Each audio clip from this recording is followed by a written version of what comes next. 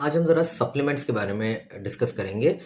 ये topic discuss करने का मेन कारण ये नहीं है कि ये डायरेक्टली ऑफिस से रिलेटेड है, लेकिन ये जो टॉपिक है ये उन लोगों से रिलेटेड है जो एज ग्रुप के लोग यूजुअली ऑफिस में जाते हैं, यानी कि बिटवीन 20 टू 60 ईयर्स।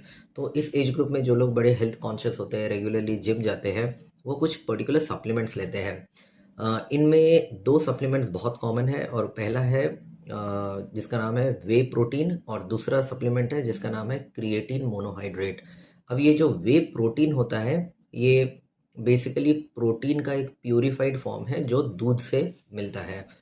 दूसरा क्रिएटिन मोनोहाइड्रेट जो है वो हमारे बॉडी को, मसल्स को एनर्जी प्रोवाइड करने की जो प्रोसेस है, इसमें हेल्प करता है। तो अब आते हैं हम इनकी सेफ्टी पर। तो ये जो वे प्रोटीन है, ये जो यूजुअल क्वांटिटी है, यानी कि 1 से 2 स्कूप डेली, इस लेवल पे या इस क्वांटिटी में यूजुअली हार्ट के लिए कोई भी प्रॉब्लम क्रिएट नहीं करता है, और इस क्वांटिटी में इसको लिया जा सकता है। दूसरा क्रिएटिन। क्रिएटिन मोनोहाइड्रेट भी डेली जो उसका रिकमेंडेड क्वांटिटी है, यानी कि 3 से 5 ग्राम पर डे, इस लेवल पर लिया जा सकता है। अब इसमें जो हमें ध्यान देने वाली बात है कि पहला तो जैसे मैं बताया कि इसके जो रिकमेंडेड डोजेस हैं इन सप्लीमेंट्स के, इसमें यूजुअली कोई हार्ट से रिलेटेड इशू नहीं होता है। लेकिन इस सप्लीमेंट को लेते हुए हमने ज़्यादा ध्यान अपनी किडनीज पर देना है, क्योंकि अगर ये सप्लीमेंट कुछ ज़रूरत से ज़्यादा लिए जा रहे हैं तो इसका किडनी पर ज़्यादा हानिकारक प्रभाव पड़ता है। तो इसके लिए क्या करना? पहला, हर कम से कम हर 6 महीने में एक बार अपनी एक ब्लड टेस्ट करवाना, जिसका नाम है सीरम क्रिएटिनिन।